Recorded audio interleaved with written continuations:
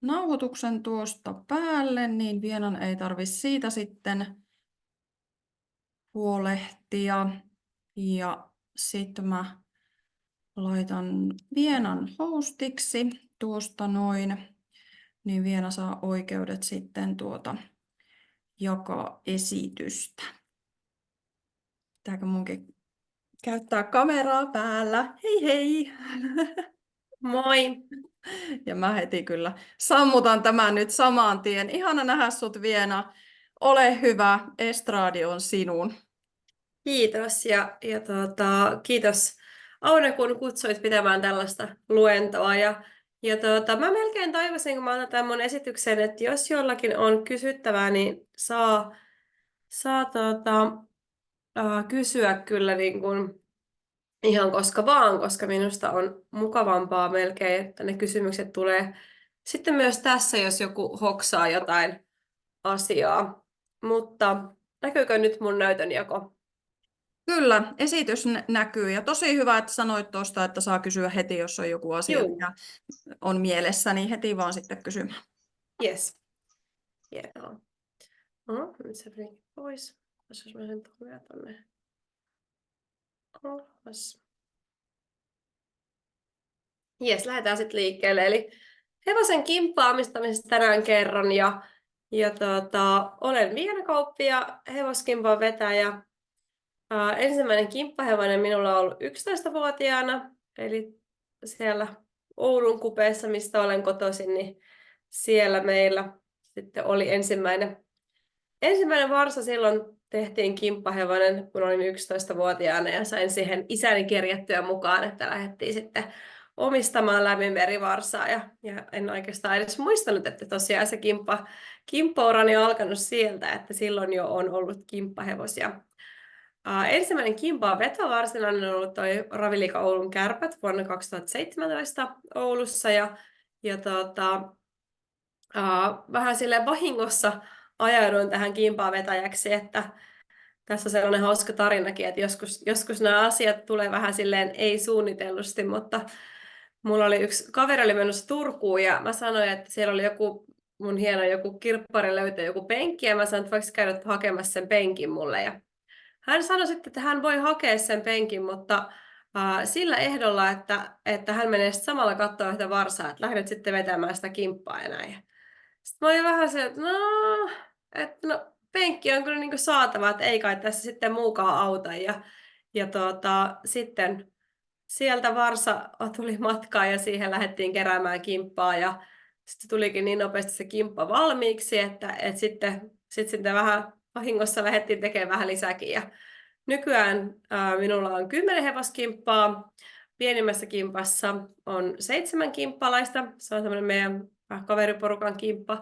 Ja isoimmassa on sitten 1000. Eli se on toi Teivon jättikimppa Midas Match varsan kanssa.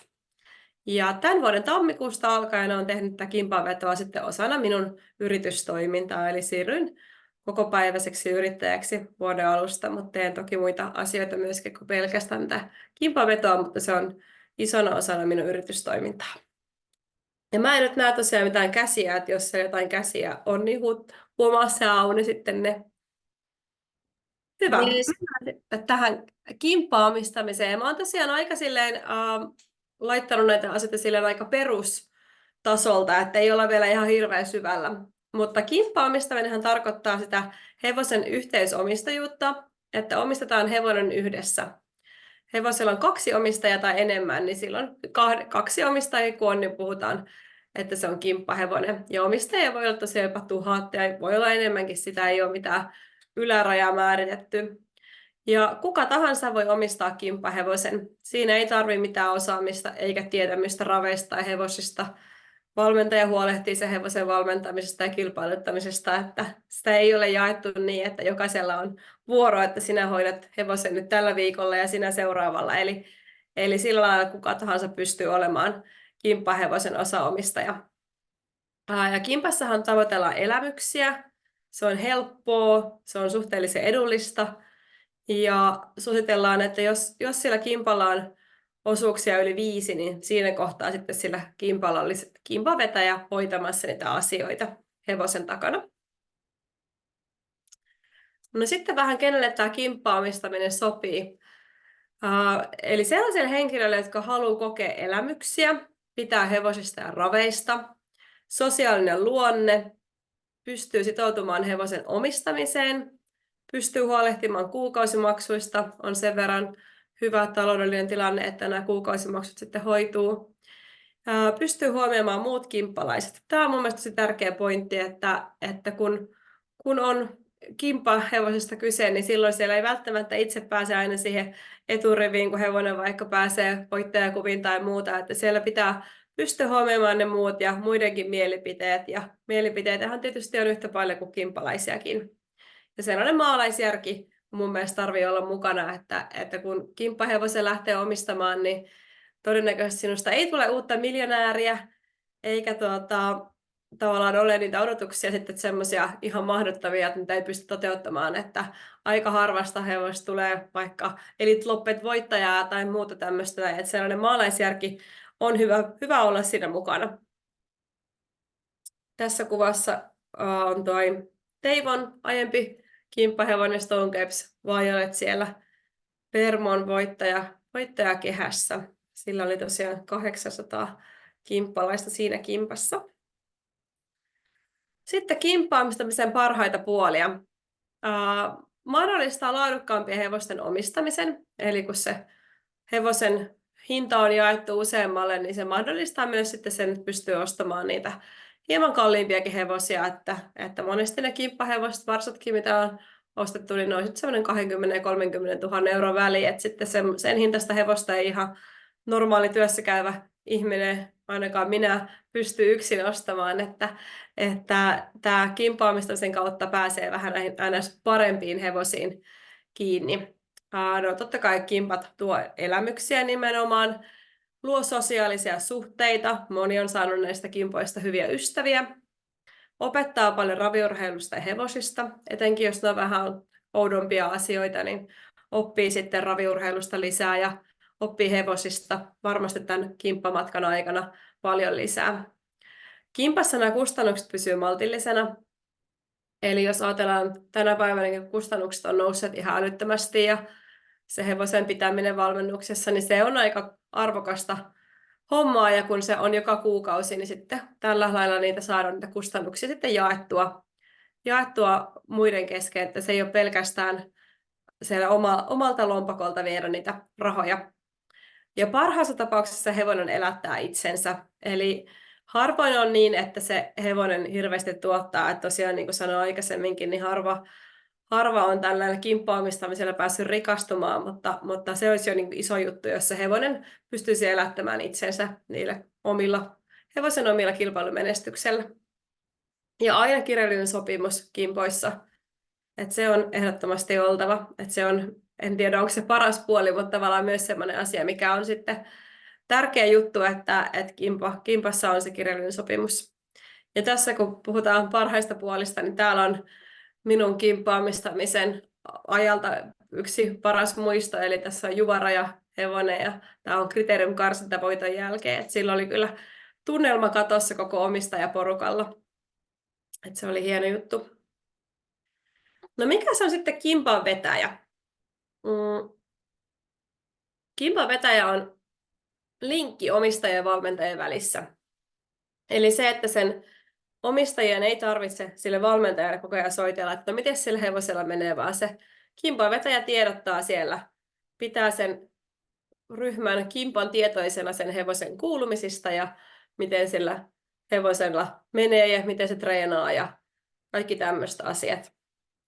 Eli tiedotus on tosi tärkeässä roolissa. Ja totta kai se kimpan vetäjä sitten myös valokuvaa ja videoi ja näin toimittaa sitä materiaalia eteenpäin. Kimpan vetäjä myös hoitaa kirjanpidon sen kimpan osalta, maksaa laskut. Laskujahan tulee yllättävän paljon, kun ajatellaan vaikka nuoriakin hevosia, niin tulee paljon ennakkomaksullisia kilpailuita, jos tulee laskuja ja tulee valmennuslaskuja ja eläinlääkärilaskuja ja vakuutuslaskuja. Laskuja kyllä riittää. Ja sitten kerää ne maksut niiltä kimppalaisilta. Että useinhan näissä kimpoissa, varsinkin sellaisissa, joissa osuuksia on ehkä yli 10. Minulla on aika paljon tämmöisiä 30 ja 50 osuuden kimppoja, niin on sitten määritelty ennalta semmoinen kuukausimaksu, joka sitten kattaa sen hevosen valmennusmaksun, ja siinä on lisäksi semmoinen puskuri olemassa, että sitten saadaan katettua sillä eläinlääkärikuluja ja vakuutusmaksuja ja mitä kaikkea nyt tuleekaan, että on sitten vähän sitä rahaa siellä tilillä. Se on tärkeä juttu laskea vähän sitä, että minkä verran sitä puskuria tarvii kerätä. Tietenkään haluta liikaakaan kerätä, mutta se, että siellä tilillä olisi mun mielestä hyvä aina sellainen muutama tonni olla rahaa näin niin kuin ekstrana, jos tulee joku isompi juttu. Kimpavetäjä myös järjestää hevosen tapaamiset, kun mennään tapaamaan hevosta tallille.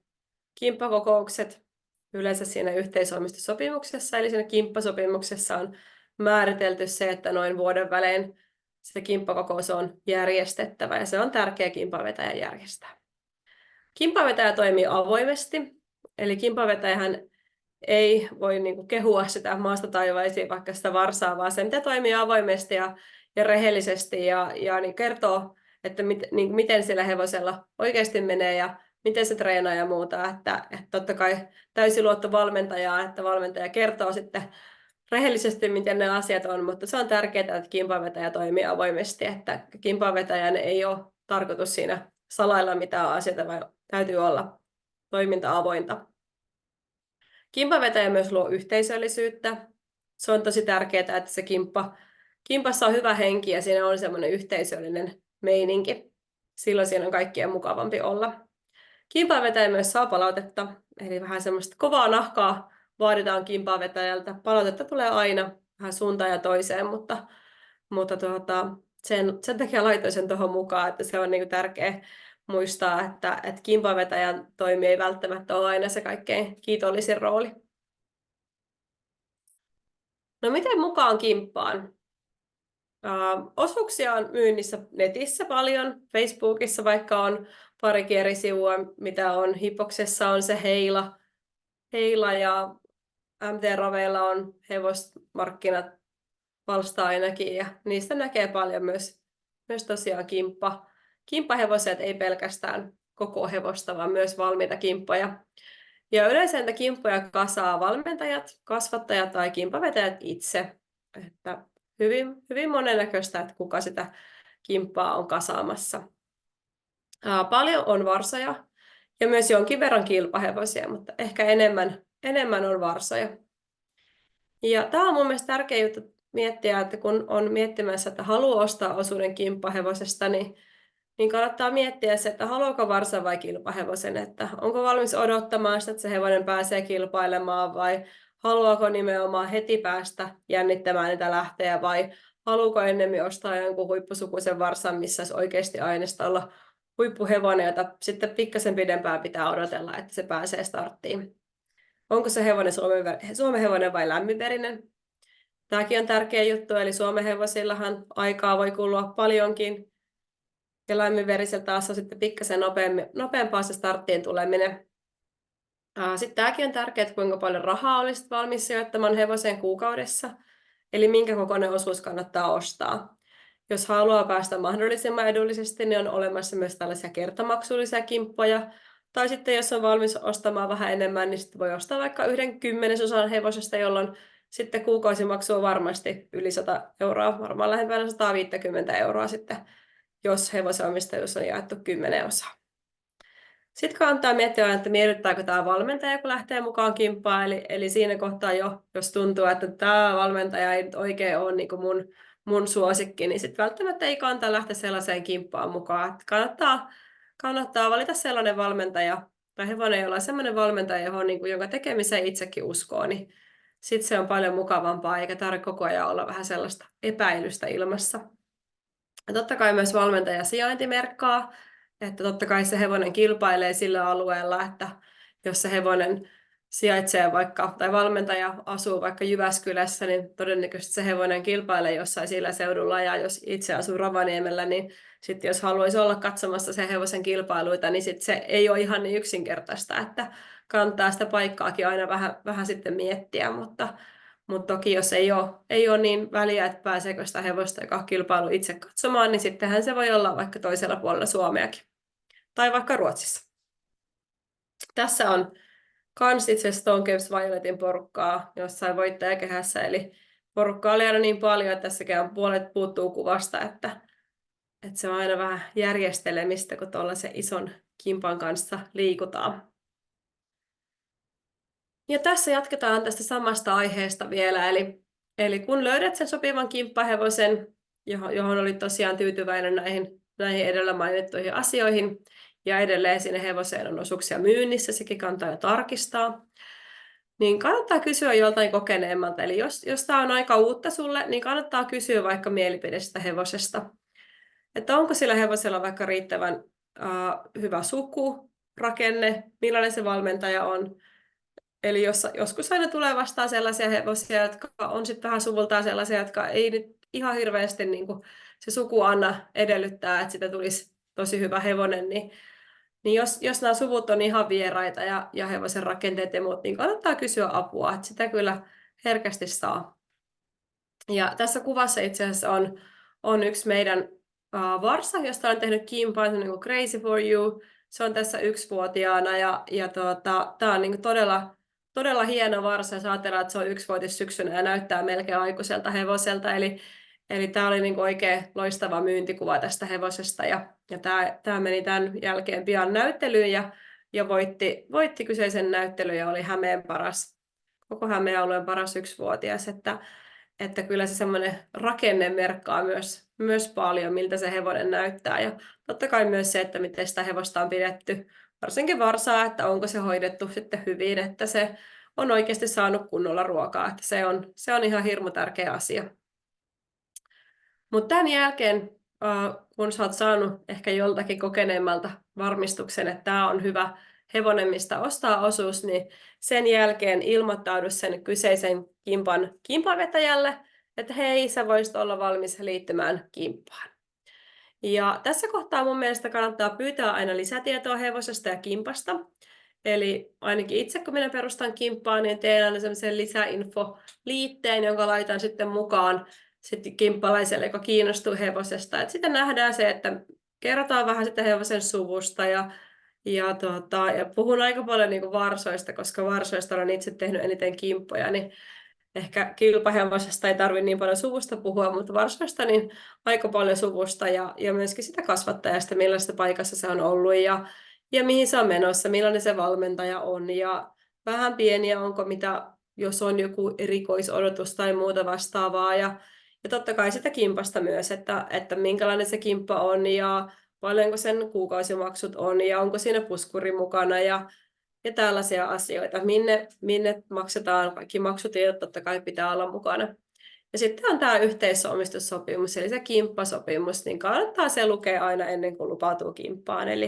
Eli siinä on kerrottu muun muassa, miten toimitaan, jos haluaa osuudesta luopua ja kaikki tämmöiset sopimukselliset asiat, niin se kannattaa lukea kyllä. Ja varsinkin, jos sellaista ei sitten satu olemaan sillä kimpalla, niin sitten kyllä kannattaa vähän hälytyskellot soida. Totta kai itsekin kun teen kimppoja, niin paljon on silleen, että laitan mukaan sitten toisen hevosen yhteisomistussopimukseen, että hei, en ole tällä vielä tehnyt, kun ei ole varmaan, onko kimppa, tuleeko se kasaan, mutta tässä on luonnos, joka on ihan tismalleen samanlainen kuin tämä uusi tuleva kimppa. Että sitten tuo kimppalainen pystyy sitten lukemaan, näkemään sen, että mihin on lähdössä mukaan. Totta kai voi myös itse perustaa kimpan, varsinkin jos on se joku porukka valmiina, että on vaikka joku työporukka tai kaveriporukka ja haluaa omistaa yhdessä hevosen, niin ehdottomasti mikä ei sitä estä ja mikään ei estä myöskään sitä, että perustaa kimpan niin, että sitten jossain voittaa markkinoida sitä ja saada sitä kautta kimppalaisia. Eli tähän on kyllä keinot olemassa. Ja sitten tästä kimpan perustamisesta. Ja tämä on nyt mun tapa, miten minä teen. Tämä ei ole missään nimessä, tässä ei nyt ole mitään oikeaa tai väärää tapaa, vaan tämä on minun tapa, miten minä perustan kimpan. No yleensä tässä lukee, olen kirjoittanut, että etsin mielenkiintoisen hevosen, niin yleensä se on niin, että minulle tarjotaan hevosta ja sitten minä joko innostun tai en innostu, mutta paljon tulee kasvattajilta viestejä ja muuta, että olisi tämmöinen varsa, että voisiko tehdä tähän kimppaa ja muuta. Toimii myös niin, mutta voi myös etsiä sen mielenkiintoisen hevosen. varsasta, jos puhutaan, niin voi vaikka suoraan olla yhteydessä kasvattajiin ja varmasti sieltä ollaan innoissaan, jos joku haluaa kimppaa tehdä ja autetaan siinä kyllä. Mutta kun mä olisin löytänyt sen mielenkiintoisen hevosen, niin sitten mä neuvottelisin sen kasvattajan tai omistajan kanssa hinnasta, mitä se maksaa se hevonen, ja sitten tästä myyntiajasta ja kaupan raukeamisesta. Eli minä kun perustan kimpan, niin teen sen aina niin, että olen sopinut sen varsan tai hevosen. Mä nyt puhun paljon varsasta, koska niitä varsakimppoja tosiaan yleensä teen, mutta sovin sen omistajan kanssa yleensä semmoisen niin myyntiajan, että se ei yleensä mene niin, että minä nyt ostan tämän varsan pistejä, tässä on sinulle 20 000, kävin pankista lainaamassa ja nyt rupean tämän myymään ja apua, mitä jos ei se myykään, niin sitten olenkin sen pankkilainan kanssa siellä sitä varsan kanssa ihmettelemässä, niin yleensä ainakin kasvattajat on tosi suosiollisia siihen, että on semmoinen myyntiaika, että on sovittu tässäkin, vaikka nyt olisi helppo ajatella vähän kesää, että no sovitaan nyt vaikka, että se on kesäkuun tai heinäkuun loppuun asti aikaa myydä sitä varsaa, ja sitten siihen mennessä, jos se kimppa ei ole täyttynyt tai vaikka 80% ei ole täyttynyt, niin sitten sen jälkeen se kauppa raukeaa ja sitä hevosta ei tarvitsekaan ostaa. Eli ei tällaista niin kuin väkisin. Suosittelen ainakin, toki jos on 20 000 laittaa varsaa ja pystyy sitten tarvittaessa jättää se itselle, niin miksei, mutta tosiaan kasvattajien kanssa tämä ehkä vähän on silleen helpompaa, kun sitten taas jos puhutaan kilpahevosista, niin kilpahevosistahan kuitenkin kulut koko ajan juoksee, että sitten valmennusmaksu, kuka sen sitten maksaa, että kasvattajilla taas yleensä kun ostaa varsan, niin monesti se sitten kuuluu siihen, että se on siihen yksivuotis syksyyn asti sitten siellä kasvattajan tilalla kasvamassa, että saa olla vielä sen kesän laitumellakin ja muuta, mutta nämä on aina tämmöisiä tapauskohtaisia asioita. Tämän jälkeen mä laskisin, että montako osuutta sitä kannattaa tehdä. Eli kuinka paljon se osuus maksaisi sitä hevosesta ja kuinka paljon siinä olisi kuukausimaksu. Ja itse olen ainakin huomannut sen, että nyt on sellainen murros menossa, että paremmin käy kaupaksi pienemmät osuudet kuin sitten isommat. Eli tavallaan jos tekee vaikka 50 hengen kimpan, niin vaikka siinä onkin tavallaan enemmän 50 000 myydä kuin versus, että tekisi vaikka 10, mutta sitten se hinta tulee siinä niin paljon vastaan, että ainakin minulla on tosi paljon semmoisia kimppalaisia, joilla saattaa olla 5-6 hevosta tai on kimppaosuutta, mutta ne osuudet on sitten suht pieniä, jolloin periaatteessa hän maksaa saman verran kuin maksaisi yhdestä hevosesta 1/10 verran, mutta on sitten huomattavasti enemmän jännitettävää, eli saa sitten vaikka sen 5 hevosen mukana elää kuin versus sen yhden. Eli tämän vuoksi se 10 osuutta ei välttämättä ole aina se toimii, vaikka se sinänsä on ainakin helpoin tehdä, mutta se ei ole niin helppoa myydä niitä kalliita osuuksia kuin sitten näitä pienempiä, jotka on pikkasen edullisempia. Ja sitten tämä kuukausimaksu totta kai on myös sellainen asia, että mikä kannattaa miettiä, että jos yleensä ajatellaan nyt ainakin täällä päin alkaa olla noin 1 200 € se valmennusmaksu, että oikeastaan tonnilla ei hirveän montaa paikkaa enää saa, niin sellainen 1 500–1 700 on mun mielestä ihan järkevä summa, mitä kerätä. Totta kai vähän riippuu, että jos se valmennusmaksu on 1 200, niin silloin voi se 1 500 riittää, mutta jos valmennusmaksu on 1 400, niin sitten se 1 700 voi olla aika hyvä, että ainakin semmoinen 300 €. Mun mielestä se valmennusmaksun päälle on hyvä kerätä sitten sitä puskuria sinne kimpan tilille. Että voidaan sitten sieltä maksaa kaikki vakuutusmaksut ja eläinlääkärimaksut ja muuta, että ei tarvi sit ruveta jokaisen laskun perään niin keräämään omistajilta rahaa, että hei, haluan nyt tästä vakuutusmaksusta teiltä 5,70 € per osuus, vaan huomattavasti helpommalla pääsee keräämään tämmöisen puskurimaksun, ja se on myös selkeämpi mun mielestä kimppalaisillekin, että on se kuukausimaksu X-määräinen, niin sitten siinä on silleen helpompi olla ja pystyy sitten vaikka maksamaan niitä kuukausimaksuja vaikka puolisen vuotta kerralla tai muuta vastaavaa. Ja tämän jälkeen, kun osuuksien määräkin olisi tiedossa, niin mä tekisin sitä kimpasta mainoksen. lisätietoliitteen ja sitten sen yhteisomistussopimuksen luonnoksen.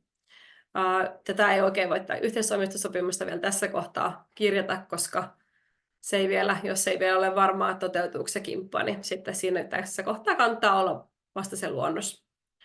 Ja yleensä tosiaan päätän yhdessä kasvattajan kanssa, puhutaan tosiaan varsasta, sen valmentajan, joten se valmentaja on tiedossa ja sitä kimppaa markkinoitaessa. Eli usein se, ainakin itse olen huomannut sen, että monesti sen tulee vähän sellaista pientä riitaa, että aina tulee joku, jota se valmentaja ei miellytä, jos se päätetään sen kimpan perustamisen jälkeen. Et tässä kohtaa, kun se valmentaja on jo tiedossa, niin jokainen tietää sitten, että minkä valmentajan talliin se hevonen on menossa ja minkälainen tyyli tällä valmentajalla on. Ja pystyy myös tekemään sen päätöksen, että jos tämä valmentaja miellytä, niin lähdenpä sitten johonkin toiseen kimppaan. Eli suosittelen ehdottomasti, että se valmentaja olisi tiedossa jo tässä kohtaa, kun kimppaa markkinoi. Ja minä markkinoin kimppaa muun muassa somessa. Sen lisäksi mulla on aika paljon näitä valmiita kimppalaisia, ja totta kai myös heitä infoan aina, ja nyt on tällainen uusi kimppa, että haluatteko lähteä mukaan, ja yleensä sitten tulee vuodessa aina joku 1-2-1-vuotiaasta, tai voi tulla kesävarsojakin, niin sitten tavallaan monella saattaa olla sitten monestakin eri ikäluokasta sitten se yksi edustaja. Ja tässä kohtaa, kun se valmentaja on tiedossa, niin pystyy sitten myös sen valmentajan siellä somessa, eli valmentaja voi jakaa sen kimpan mainoksen sinne omaan someen. Yleensä liki jokaisella isommalla tallilla alkaa olla omat somekanavat. Sen jälkeen mä kerään kimpaan ilmoittautuneesta Exceliä, eli yleensä minulle tulee sähköposti, että hei, haluaisin mukaan, ja siinä kohtaa laitan totta kai nämä kimpan lisäinfoliitteen ja yhteisomistussopimuksen luonnoksen mukaan, ja tosiaan rupean pitämään Excel-listaa näistä kimppalaisista. Ja tosiaan, mikäli sen kasvattajan kanssa on sovittu määräaika myyntiin, niin sen kaupan voi sitten perua, mikäli sen kimppaan ei ilmoittanut tarpeeksi väkeä. Tämä on tosi tärkeä juttu, että ei sitten vahingossa joudu yhtäkkiä itse ostamaan kallista varsaa itselle. Että tähän ainakin kaikki kasvattajat, joita minä olen varsan ostaneet, niin ovat tähän kyllä suostuneet. No sitten tähän mainokseen, että millainen on hyvä mainos.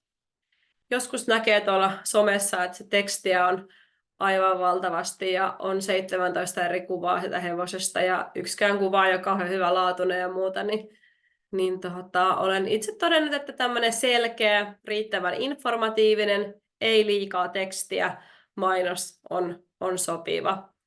Tässä nyt on vähän 2 erilaista mainosta tässä mulla esimerkkinä, mennään niihin kohta lisää. Mutta hyvä kuva hevosesta on tärkeä.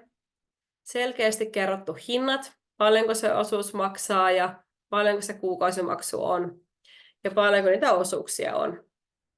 Yhteystiedot, kehen ottaa yhteyttä, jos haluaa tähän kimppaan mukaan, niin se on tärkeää olla mukana.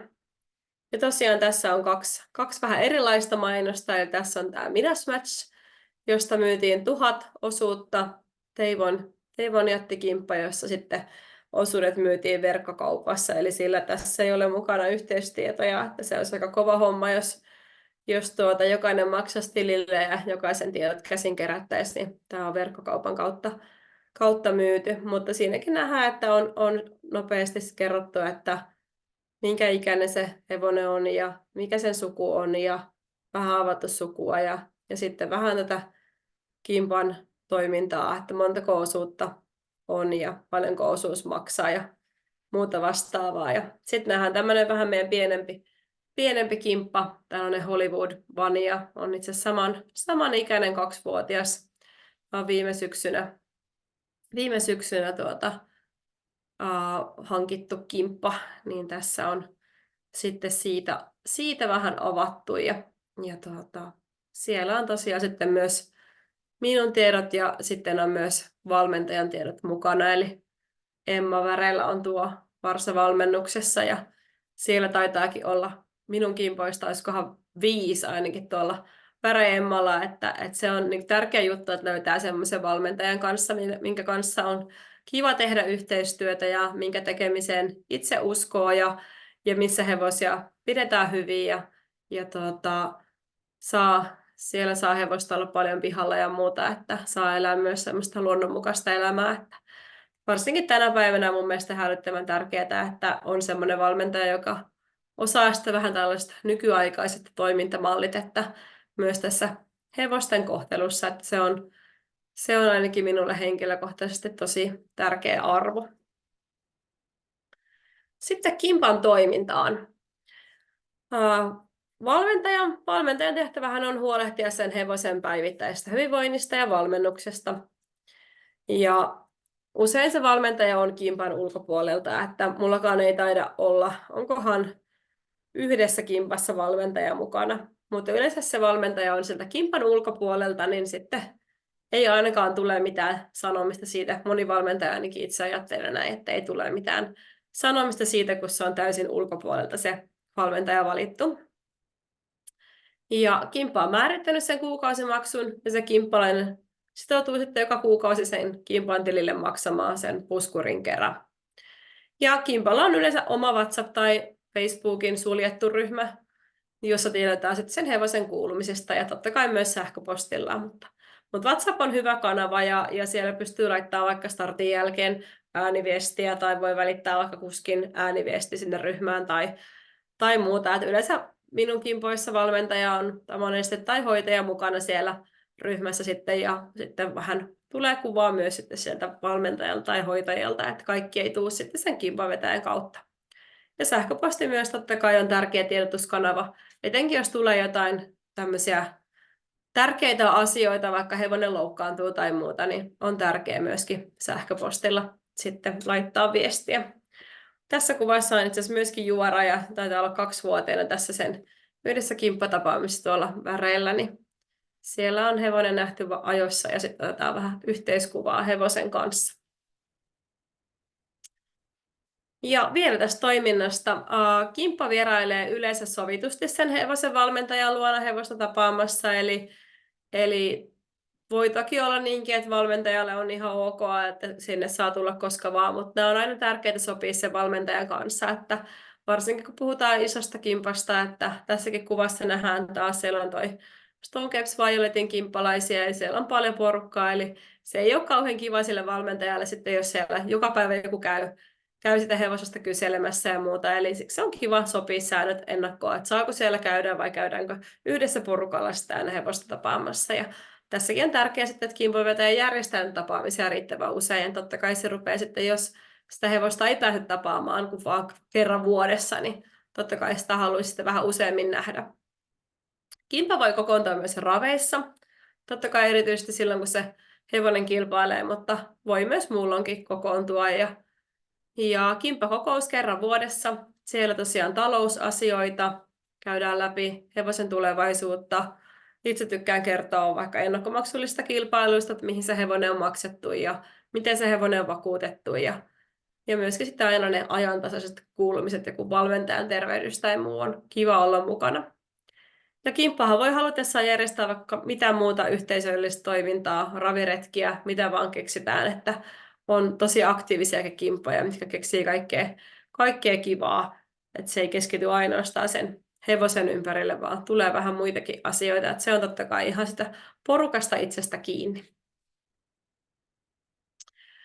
Kimpan vetäjällä sillä on iso rooli sen kimpan toimimisessa ja kimppalaisten tyytyväisyydessä.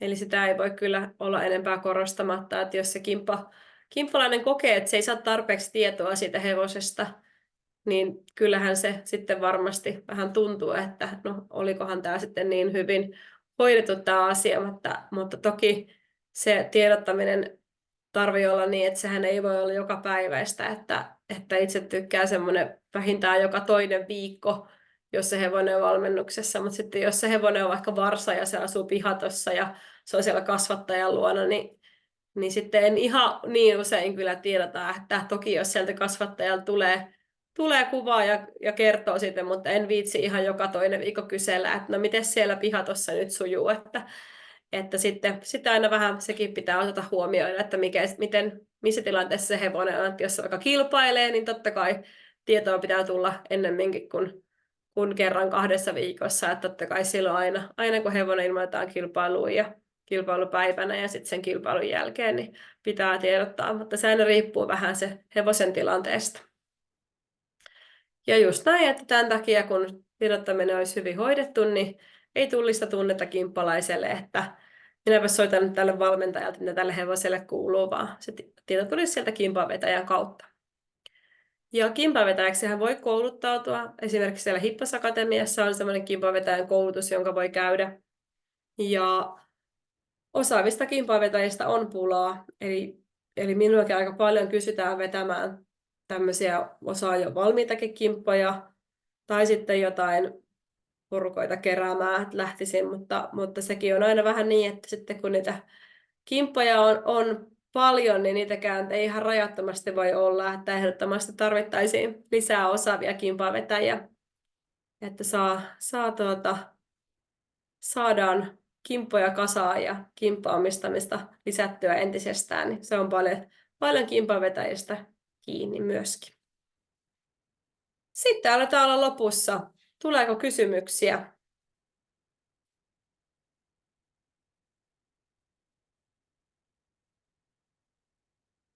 Mä laittaa tuon jaon pois, niin mä vähän näen, jos siellä on jollain kysymyksiä. Niin, nyt vaan rohkeasti esittämään sitten Vienalle kysymyksiä. Oli kyllä tosi kattava ja innostava esitys, että tuli kyllä semmoinen olo, että vitsi, tässähän pitää päästä johonkin hevoskimppaan mukaan. No niin, mahtavaa. Se on ihan huippua. Kyllä nyt jokainen vuosi pitää aina johonkin kimppaan lähteä, niin riittää Kyllä, jännitettävää. aivan totta.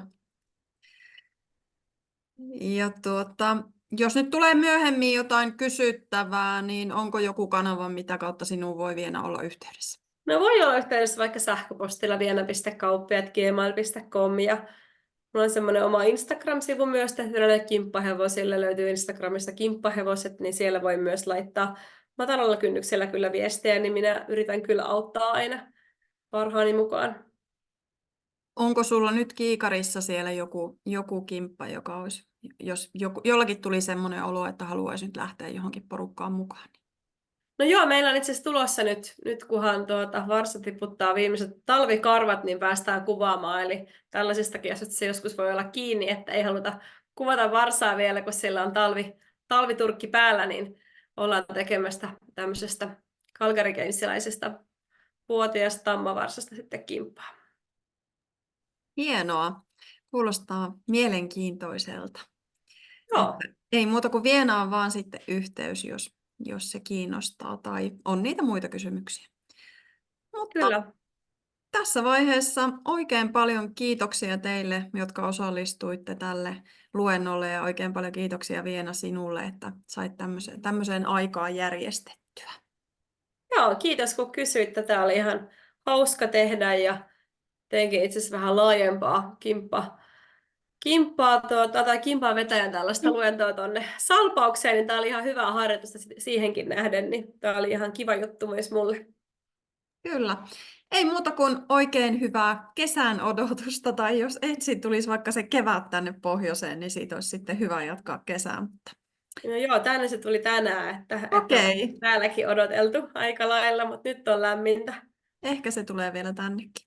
Mutta oikein hyvää vappua kaikille ja palaillaan. Moikka!